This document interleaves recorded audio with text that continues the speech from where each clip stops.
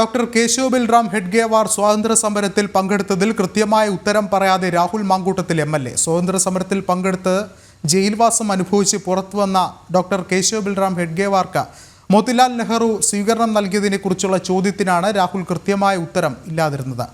Keshav Balram Hedgewar RSS ആയതിനു ശേഷം സ്വാതന്ത്ര്യ സമരത്തിൽ പങ്കെടുത്തിട്ടില്ല എന്ന് പറഞ്ഞ് ഒഴിഞ്ഞുമാറി. കൂടുതൽ വിവരങ്ങളുമായി അരുൺ ആലത്തൂർ ചേരുന്നുണ്ട്. അരുൺ, മാധ്യമങ്ങളുടെ ചോദ്യത്തിൽ നിന്ന് ഒളിച്ചോടുകയാണ് രാഹുൽ മാങ്കൂട്ടത്തിൽ MLA. മറ്റു വിവരങ്ങൾ എന്തൊക്കെ?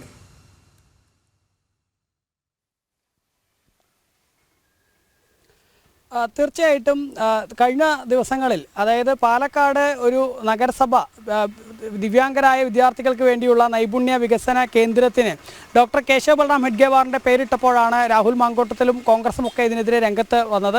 ആ സമയത്ത് രാഹുൽ ഉൾപ്പെടെ കോൺഗ്രസ്സുകാരൊക്കെ പറഞ്ഞത് ഡോക്ടർ കേശവ് ബൽറാം ഹെഡ്ഗേവാർ സ്വാതന്ത്ര്യ സമരത്തിൽ പങ്കെടുത്തിട്ടേ ഇല്ല എന്നതായിരുന്നു. പക്ഷേ ഇന്ന് രാഹുൽ വാർത്താ സമ്മേളനം നടത്തിയപ്പോൾ നമ്മൾ ജനം TV കൃത്യമായിട്ട് തന്നെ ചൂണ്ടിക്കാണിച്ചു. അതായത് 1921 ഡോക്ടർ കേശവ് ബൽറാം ഹെഡ്ഗേവാർ നിസ്സഹകരണ പ്രസ്ഥാനങ്ങളുടെ ഭാഗമായി ബ്രിട്ടീഷുകാർക്കെതിരെ പ്രസംഗം നടത്തുകയും അന്ന് ആ പ്രസംഗത്തിൻ്റെ പേരിൽ അദ്ദേഹം കോടതിയിലേക്ക് എത്തുകയും കോടതിയിൽ വീണ്ടും ബ്രിട്ടീഷുകാർക്കെതിരെ സംസാരിച്ചതിനെ തുടർന്ന് അദ്ദേഹത്തിന് ഒരു വർഷ കാലയളവിൽ ജയിൽവാസം അനുഭവിക്കേണ്ടി വന്നു. ആ ജയിൽവാസത്തിന് ശേഷം, അതായത് നിസ്സഹകരണ പ്രസ്ഥാനത്തിൽ ആളുകളൊന്നും കാര്യമായി വന്നു തുടങ്ങാത്ത ഒരു കാലഘട്ടത്തിലാണ് ഈ സംഭവങ്ങളൊക്കെ നടക്കുന്നത്.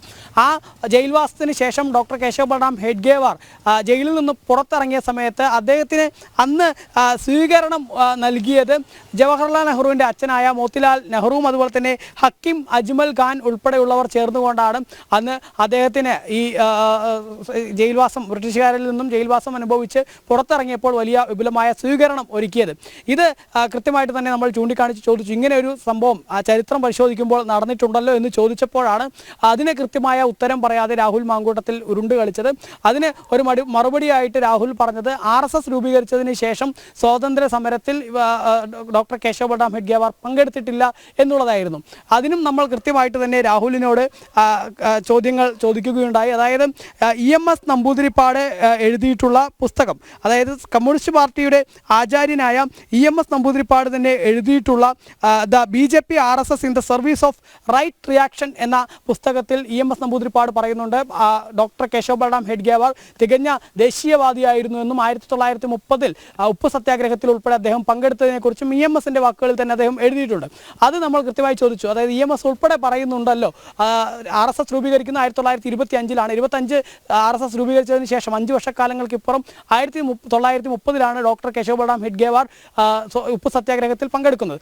അതിനെക്കുറിച്ച് ചോദിച്ചപ്പോൾ EMS പറഞ്ഞ കാര്യങ്ങൾ താൻ അംഗീകരിക്കുന്നില്ല, അല്ലെങ്കിൽ EMS പറഞ്ഞതിന് മറുപടി പറയാൻ താൻ ബാധ്യസ്ഥനല്ല എന്ന് പറഞ്ഞുകൊണ്ട് വീണ്ടും അതിൽ നിന്ന് ഒഴിഞ്ഞുമാറുകയാണ് രാഹുൽ മാങ്കൂട്ടത്തിൽ ചെയ്തത്. ഒപ്പം തന്നെ മുൻ രാഷ്ട്രപതിയും അതുപോലെ തന്നെ കോൺഗ്രസ് നേതാവുമായ പ്രണബ് കുമാർ മുഖർജി നാഗ്പൂരിലുള്ള RSS കാര്യാലയം സന്ദർശിച്ചതിന് ശേഷം അവിടുത്തെ വിസിറ്റേഴ്സ് ബുക്കിൽ എഴുതുകയുണ്ടായി. ഭാരതത്തിൻ്റെ മഹത്തായ പുത്രൻ എന്നാണ് ഡോക്ടർ കേശവ് ബൽറാം ഹെഡ്ഗേവാറിനെ അദ്ദേഹം വിശേഷിപ്പിച്ചത്. അതിനെക്കുറിച്ചും രാഹുലിനോട് ചോദിച്ചപ്പോൾ താൻ ഈ പ്രണബ് കുമാർ മുഖർജിയെ തള്ളിപ്പറയുകയാണ്, അല്ലെങ്കിൽ അദ്ദേഹം ചെയ്തത് ശരിയായില്ല എന്ന തരത്തിലുള്ള മറുപടിയാണ് രാഹുൽ മാങ്കൂട്ടത്തിൻ്റെ ഭാഗത്തു നിന്നുണ്ടായത്. ഏതായാലും കോൺഗ്രസ് ഈ ഡോക്ടർ കേശവ് ബൽറാം ഹെഡ്ഗേവാറുമായി ബന്ധപ്പെട്ട വിഷയങ്ങളിൽ മുൻപ് അദ്ദേഹം സ്വാതന്ത്ര്യ സമരത്തിൽ പങ്കെടുത്തിട്ടേ ഇല്ല എന്നുള്ളൊരു നിലപാടായിരുന്നു പറഞ്ഞത്.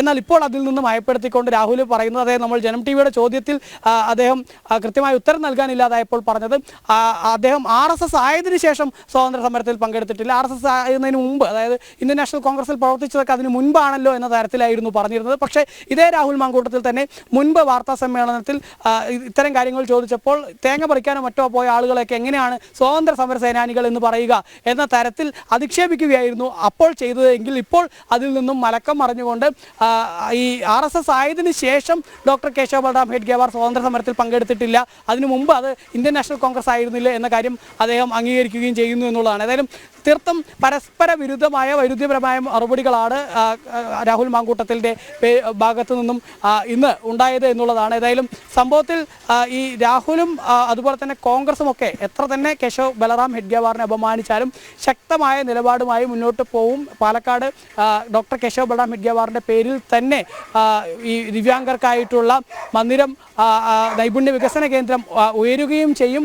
ഒപ്പം തന്നെ രാജ്യത്ത് നരേന്ദ്രമോദി സർക്കാർ അധികാരത്തിലുള്ളിടത്തോളം കാലം തങ്ങൾ ഇനിയും ഡോക്ടർ കേശവ് ബൽറാം ഹെഡ്ഗേവാറിൻ്റെ പേര് ഉയർത്തി കാണിക്കുക തന്നെ ചെയ്യും എന്നുള്ളതായിരുന്നു ഇന്ന് രാഹുൽ മാങ്കൂട്ടത്തിൻ്റെ ഓഫീസിലേക്ക് മാർച്ച് നടത്തിക്കൊണ്ട് BJP വ്യക്തമാക്കിയിരുന്നത്. ശരി, അരുണാലത്തൂരാണ് വിശദമായ റിപ്പോർട്ടുകൾ നൽകിയത്.